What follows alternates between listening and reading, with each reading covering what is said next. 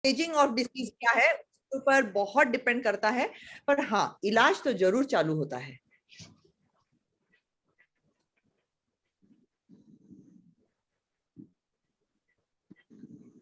Audio audio नहीं है। आवाज नहीं आ रहा है आपका?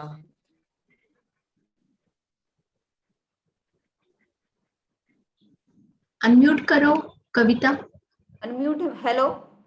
हाँ आ रहा है अभी। आ रहा है। हाँ रोहिणी मैम से पूछना चाहूंगी कि कृत्रिम ब्रेस्ट के क्या क्या पर्याय हो सकते हैं? कृत्रिम ब्रेस्ट के पर्याय प्रोस्थेसिस जिसको बोलते हैं, वो सिलिकॉन ब्रेस्ट प्रोस्थेसिस रहता है, और बहुत लोग पैड्स यूज करते हैं, और ये जो मैंने निटेड नॉकर्स बताया ये एक होता है। तो जब मेरा ऑपरेशन हो गया था तो डॉक्टर होने के बावजूद और सब चीजें मालूम होने के बावजूद हम इतने ऑक्यूपाइड रहते हैं उस समय कि मेरी प्रैक्टिस चालू थी, मेरा बच्चा 8 साल का था, तो मैं एब्सोल्युटली कहीं भूल ही गई थी, प्रोसेसेस ये नाम ही भूल गई थी मैं। और प्रैक्टिस तो जारी थी और काम तो जारी था। सैटरडे मैं कीमो लेती थी मेरा, और संडे आराम करती थी, मंडे मेरे काम को लग जाती थी। तो उस समय मैं भूल ही गई थी, और मैं पल्लो दोनों ऐसे लेके जाती थी ताकि लोगों को पता न चले कि आई हैव अंडरगॉन सर्जरी। पर उसके बाद जब मैं एक बार फॉलोअप के लिए मुंबई गई, तो वहां पे हिंदुजा में बहुत अचरज लगा कि आप एक तो आपने मैस्टेक्टमी किया, you are being so young, तो आपने ये कैसे कर लिया, और दूसरा कि आप प्रोसेसेस यूज नहीं कर रहे। तब कहीं मुझे ध्यान में आया, ओ माय गॉड, मैं तो भूल ही गई थी कि प्रोसेसेस एक ऑप्शन है। और बहुत ही कुछ मुझे अजीब लगा कि मैं भूल कैसे गई कि प्रोसेसेस है करके। तब मैंने सिलिकॉन ब्रेस्ट प्रोसेसेस यूज करना शुरू किया, पर उसमें भी बहुत कुछ तकलीफ होती थी, वो थोड़ा हैवी होता था और स्वेटी लगता था मुझे, पर ऑप्शन ही नहीं था। और उस समय कहीं मुझे पॉकेटेड ब्रास, जो मैंने आज पॉकेटेड ब्रा दिखाई, वो भी ऑप्शन नहीं मालूम था। तो जब भी मैं जिम जाती थी तो वो सादे ब्रा में मैं पहनती थी, और मैं कहीं जोर लगा के मैं ये करती थी तो वो पॉप आउट होता था, मेरा बाहर निकल आ जाता प्रोसेसेस। वो पकड़ के मैं रूम में जाती थी, फिर मैं ब्रा में रखती थी और बाहर आती थी। और फिर एक बार मुझे दिमाग में आया कि कहीं मैं उसको अंदर से कपड़ा लगा लूं, तो मैं अपने सादे ब्रा को अंदर से कपड़ा लगाना शुरू की।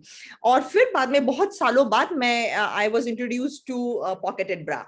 और फिर ये होते हुए जब मुझे कैंसर हुआ था, जो मेरा 8 साल का बच्चा था, वो धीरे धीरे बड़ा होके, और जब वो आगे की पढ़ाई के लिए यूएस गया, तो मैं उसको विजिट करती थी और वहां के ब्रेस्ट कैंसर सर्वाइवर्स ग्रुप में जाती थी कि वो क्या करते हैं। और वहां पे मुझे ऐसा पता चला कि majority of ladies silicone breast prostheses use ही नहीं करते हैं, वो नीटेड नॉकर्स यूज करते हैं। और ये क्रोशिया और निटिंग मैं स्कूल में छोड़ चुकी थी, जो मैंने फिर से शुरू किया, वहां पे सीखा, और यहाँ आके मैंने ये ब्रेस्ट प्रोसेसेस बनाना और देना चालू किया।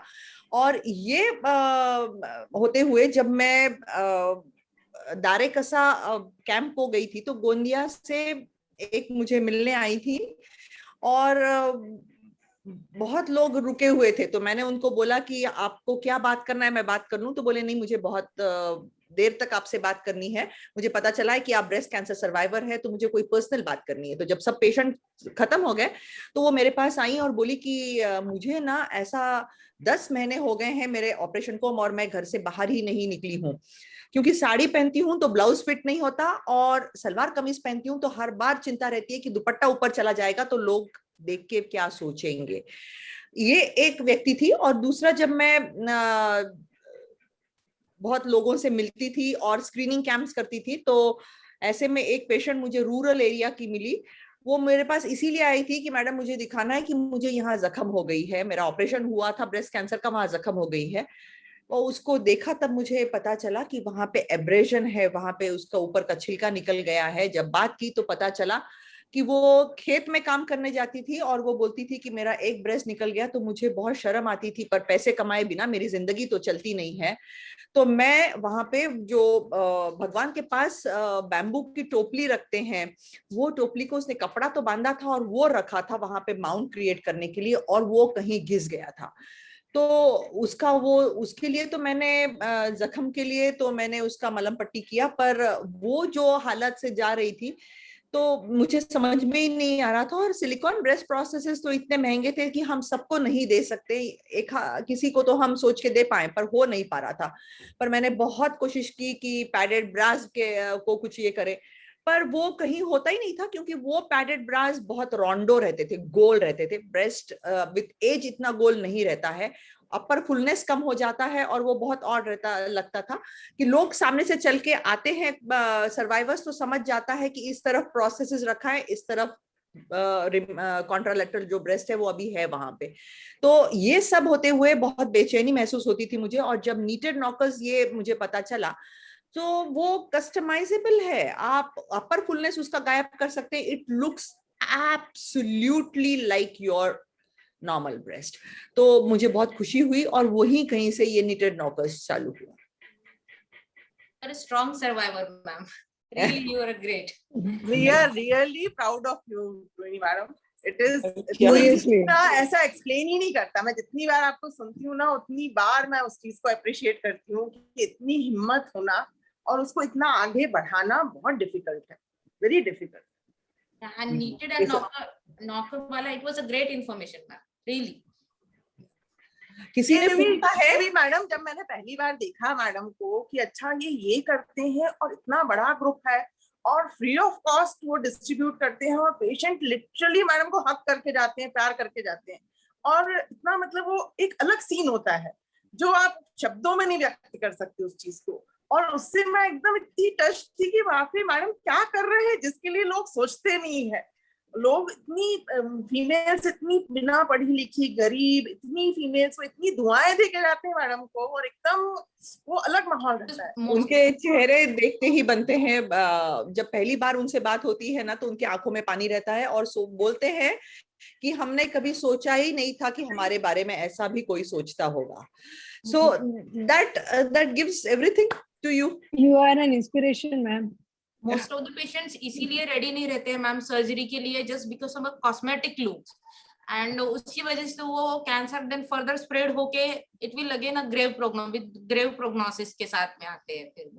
नहीं, और बाकी मैं ऐसा नहीं कहती हूँ, पर जब अवेयरनेस और स्क्रीनिंग शुरू की और जब मैंने ये शुरू किया, तो बहुत लोगों ने मेरे मुंह पे बोला कि मैडम आपका स्क्रीनिंग तो ठीक है, अवेयरनेस टॉक ठीक है, पर इसकी क्या जरूरत, कैंसर से तो निकल गए, इसकी क्या जरूरत। तो मैंने बहुत धीमे शब्दों में इनको इतना ही बताया कि उसकी जरूरत क्या रहती है, जिसको जरूरत है उसने डिसाइड करें, आप उनकी जरूरत डिसाइड करने वाले कोई नहीं। It's really important, ma'am. Sorry to interrupt, ma'am. Sorry to interrupt. We are short on time, and we have a very important question in the chat box for Rohini, ma'am.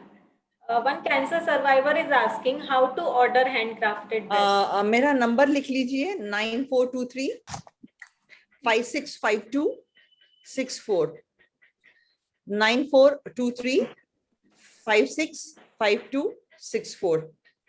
Thank you, ma'am. Absolutely. Amrita, अपने को एक बाद में एक madam के संग offline camp भी करना है ये डिस्ट्रीब्यूशन का। Very true.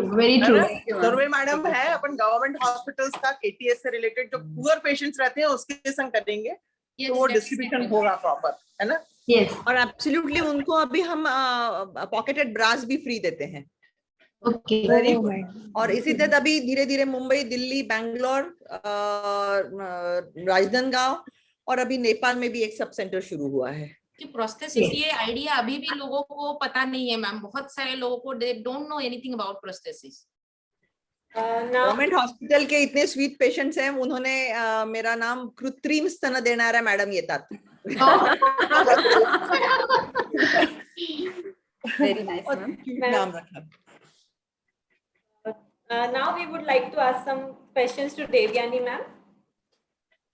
Yes, please. Ma'am, breast surgery के बाद जो कंधे में दुखना या हाथ ना उठना या फ्रोजन शोल्डर जिसे हम कहते हैं इंग्लिश में, इसका क्या इलाज होता है और क्या ये बहुत कॉमन है? फ्रोजन शोल्डर जो चीज होती है उसके अंदर कंधे की मूवमेंट्स रुक जाती है। समझ लीजिए राइट साइड की सर्जरी हुई है अगर ब्रेस्ट की, तो कंधे की मूवमेंट्स जो है वो कम होने लगती है, जिसे फ्रोजन शोल्डर कहते हैं, मतलब कंधा फ्रीज हो जाना। और ये उस वजह से होता है क्योंकि लोग डर के वजह से हाथ की मूवमेंट्स करते नहीं है, जबकि ये करना बहुत जरूरी है। और ये करना इसलिए जरूरी है क्योंकि अगर आपके हाथ की मूवमेंट्स कुछ समय बाद आप नहीं करेंगे तो वो जाम होने लगेगा, आपके टाँके जैसे जैसे सूखने लगते हैं। ड्राई हम लोग डे 1 से पेशेंट को मूवमेंट्स चालू करते हैं, एक रेंज में हम लोग उनके शोल्डर को मूव करना शुरू करते हैं और उनमें उनको घर में करने की एक देते हैं, प्रोटोकॉल देते हैं कि उन्होंने घर में उसे करना चाहिए। लेकिन अक्सर पेशेंट डर के वजह से ये करते नहीं है, जिसकी वजह से कुछ समय बाद वो शोल्डर जो है मूवमेंट करना बंद कर देता है। जब ये मूवमेंट करना बंद कर देता है तो इसमें कई सारे दूसरे कॉम्प्लिकेशंस होना भी शुरू होते हैं। इसलिए इसकी मूवमेंट आपके थेरेपिस्ट से सीख के आप करना शुरू करना बहुत ज्यादा जरूरी है। ये करने से आपके शोल्डर मूवमेंट्स डेफिनेटली इंप्रूव होंगे और ये बहुत जरूरी है क्योंकि हाथ काम की चीज है, एक हाथ ऊपर नहीं जाएगा आप कपड़े नहीं पहन पाएंगे। ये बहुत इंपॉर्टेंट चीज है। अक्सर लोग बढ़ने के बाद आते हैं, लेकिन आप इसको रोक सकते हैं। तो जब हम इसे रोक सकते हैं तो इसका इलाज की तरफ जाने की आपको जरूरत ही नहीं पड़ेगी। डेफिनेटली अगर हो जाता है तो इसका इलाज आपके फिजियोथेरेपिस्ट के पास अवेलेबल रहता है, आपके लिम्फेडिमा थेरेपिस्ट के पास अवेलेबल रहता है। I want to Thank add, I want to add to Devyani ma'am's, जो मैम बोल रही है लिम्फोडिमा, जो ऑपरेटिंग सर्जन है उसका इसमें बहुत ज्यादा इंपॉर्टेंट रोल आता है क्योंकि उसे पता होता है पोस्ट ऑपरेटिव कॉम्प्लिकेशंस क्या है। तो जब वो सेकेंड डे पेशेंट को देखता है तो उन्हें सेकेंड डे से ही पेशेंट को एक्टिव फिजियोथेरेपी और या mobilisation of all the both the limbs, ये यानी उनको शुरुआत अपने सामने करवाना ही चाहिए। उसमें ऑपरेटिंग सर्जन का बहुत ज्यादा रोल होता है कि वो बहुत अच्छे से पेशेंट को रास्ता दिखाए आगे का। बिल्कुल मैम, जितना जल्दी हम अर्ली इंटरवेंशन में मूवमेंट शुरू करते हैं उतना लिम्फेडिमा और शोल्डर कॉम्प्लिकेशंस हम दोनों को रोक सकते हैं। साथ ही हम पोस्चर को भी इम्प्रूव कर सकते हैं। जो मैम प्रोस्थेसिस की बात कर रहे थे, it's not just for the cosmetic के लिए नहीं है, केवल उसका वही इफेक्ट नहीं है, लेकिन ये आपको पोस्चर को सही रखने में बहुत जरूरी एक रोल प्ले करता है क्योंकि फीमेल का जो लेडी का जो कॉन्फिडेंस है वो बूस्ट होने लगता है। शी डजंट ऐसे नहीं रहते हैं, स्ट्रेट रहते हैं, जिसके वजह से ये सारी मसल्स बैक की and all they are very much in a proper position, बहुत अच्छे पोजीशन में आते हैं। इसलिए प्रोस्थेसिस एक्सरसाइजेस जितना आप उसको बराबर बैलेंस करेंगे उतना आपका क्वालिटी ऑफ लाइफ बहुत इंप्रूव होगा। एक बात मैं ऐड करना चाहती हूँ कि exercise are most important part after surgery, but unfortunately it's most often neglected. So basically that is the only reason कि वो secondary frozen shoulder और lymphadenopathy के लिए सबसे ज्यादा जिम्मेदार वही रहता है कि उसको अर्ली फेज में हम लोग फिजियोथेरेपी एक्सरसाइज को इंट्रोड्यूस नहीं किए। तो वो जैसे कि देवयानी मैडम ने कहा कि डे 1 और डे 2 हम वो स्टार्ट करना चाहिए, that is really very important. I think Devyani can give few words on prehab. She generally meets the patients और वो उनको तभी इन्फॉर्म करती है कि वो कितने जल्दी मूवमेंट्स और कितनी मूवमेंट्स करना है उसके पहले, सर्जरी के पहले she takes the measurements so that the follow up is good. Devyani can put a light on it. हम लोग क्या करते हैं कि जैसे पेशेंट एडमिट होता है सर्जरी से पहले, हम उसी दिन से उनका काउंसलिंग, एक्सरसाइजेस और लिम्फेडिमा के लिए उनको प्रिपेयर करना शुरू कर देते हैं। और इसके अलावा हम उनके प्री ऑपरेटिव हाथ के मेजरमेंट्स ले के रखते हैं, बिकॉज लॉट ऑफ टाइम एक डोमिनेंट हैंड होता है राइट हैंड, जो कि अपने आप में थोड़ा सा बड़ा होता है। So if that side is operated so we get एक बायस आ जाता है कि सच में वो बढ़ा बाद में है या पहले से ही थोड़ा 2 सेंटीमीटर का डिफरेंस था। So if we get that preoperatively तो पोस्ट ऑपरेटिव अर्ली स्क्रीनिंग में बहुत यूजफुल होता है। So most of the time हम अर्ली स्क्रीनिंग पेशेंट का प्री ऑपरेटिव करते हैं, साथ ही पेशेंट्स को कई सारी एक्सरसाइजेस प्री ऑपरेटिवली समझा देते हैं और करवा भी लेते हैं। बिकॉज पेन के टाइम पे पेशेंट थोड़ा हेजिटेंट होते हैं ये हाथ मूवमेंट करने के लिए, लेकिन जब वो समझते हैं कि मुझे इस तरीके की स्ट्रेट मूवमेंट करनी है तो उनको कॉन्फिडेंस अपने आप बिल्डअप होता है कि हाँ मैं कर सकती हूँ। पेन थोड़ा बहुत है, ये हम पहले से काउंसलिंग देते हैं कि विद पेन थोड़ा बहुत आप मैनेज कर लोगे तो हेजिटेंसी कम हो जाती है और पेशेंट का कोऑपरेशन हम लोग को बहुत अच्छा मिलता है post operatively. So we definitely go for a prehabilitation या फिर pre-operative physiotherapy calls. That is really great.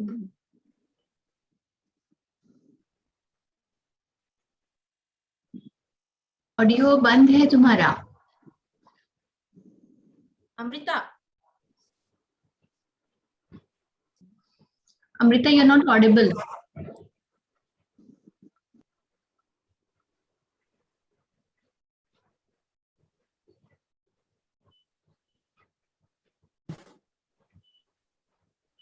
मैं एक चीज और ऐड करना चाहूंगी, in all the types of cancers सबसे इंपॉर्टेंट रोल होता है एक कॉल से कि counselling of the patient, mental counselling of the patient. Patient जितने जल्दी खुद ये मान ले कि हाँ वो उसे ये चीज हो गई है और उसे वो एक्सेप्टेंस होना चाहिए, तो ये काउंसलिंग वाला जो एक पार्ट रहता है, it is very much important in breast cancer in and all the types of cancers.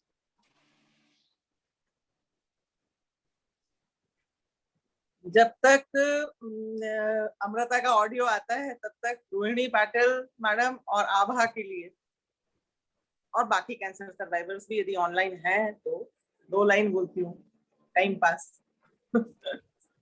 Time pass नहीं, खत्म नहीं होता है गोंजा का टॉक खत्म नहीं होता है। या हो तिमिर कितना भी गहरा, हो रोशनी पर लाख पहरा, सूर्य को उगना पड़ेगा, फूल को खिलना पड़ेगा, हो समय कितना भी भारी, हमने ना उम्मीद हारी, दर्द को झुकना पड़ेगा, रंज को रुकना पड़ेगा।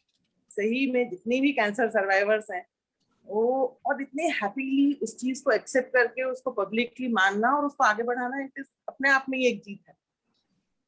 Thank you so much. salute to all of you, madam. Thank you so much. Thank you Manisha. Thank you ma'am, बहुत ही अच्छा प्रोग्राम। देखो तुम्हारा ऑडियो समय पे गया। हाँ सही में। I would request Kavita ma'am, Secretary IMA Women's Wing, to conclude the program. We would like to thank our speakers Dr. Rohini Patil ma'am and Devyani ma'am, जिन्होंने काफी आसान से शब्दों में हमें ब्रेस्ट कैंसर और फिजियोथेरेपी के बारे में बताया। We would also like to thank Dr. Vikas Jain sir, President IMA Gondia, for giving the opportunity. Thank you very much, Dr. Anita Kotwal ma'am, for your kind support. Special thanks to backbone of this webinar, Dr. Manisha ma'am and Lata ma'am, for their continuous guidance and support. Thanks to our chairperson, Dr. Asmita ma'am, Dr. Abha ma'am, and Dr. Shivani ma'am for their time and efforts. Thanks our moderators, Dr. Shilpa ma'am, Shweta ma'am. Thanks to Dr. Amrita and Dr. Gaurav Agrawal for their help. Lastly, thanks to all participants and attendees. Thank you all for their active participation.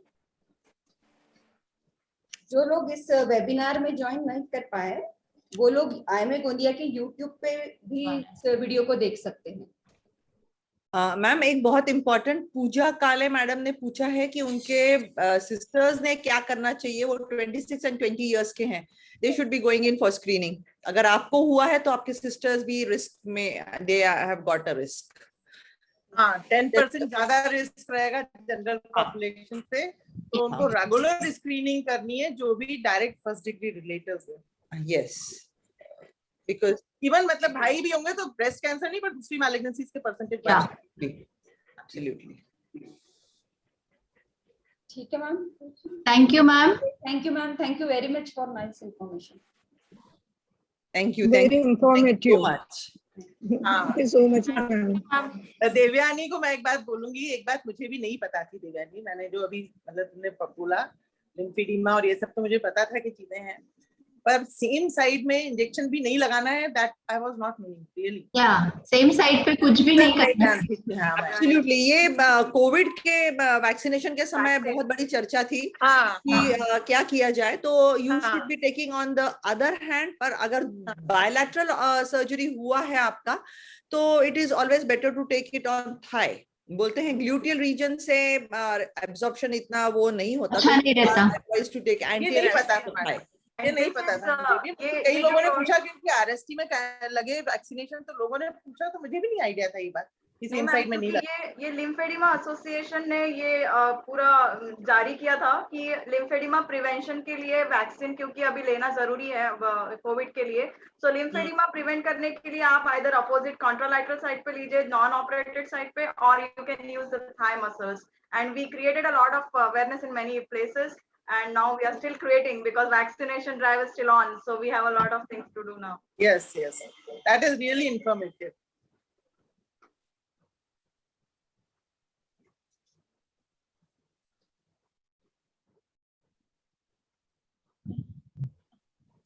क्या हो गया कविता, क्या share कर रही है?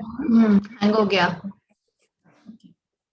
She's just Manisha giving ma'am the का slide with a big thank you and a great appreciation for all the people who are facing it so bravely. Yes, that is really appreciable, Anita. Yeah. है ना? चलो अब इसके बाद offline मिलेंगे, है ना? Yes, offline जरूर मिलना है मैडम से. Yes. Looking forward to meet you, Madam Devyani and Dr. Rohini Patil ma'am. Yeah, we are also looking. We both are looking forward, and we both are definitely going to come. Yes, Yeah. we are coming. Most welcome to Gondia. most welcome. So thank you. Thank you, And madam. take care. Bye bye. Bye. Thank you so much. Thank you so much. Thank you so ma'am. much. Bye.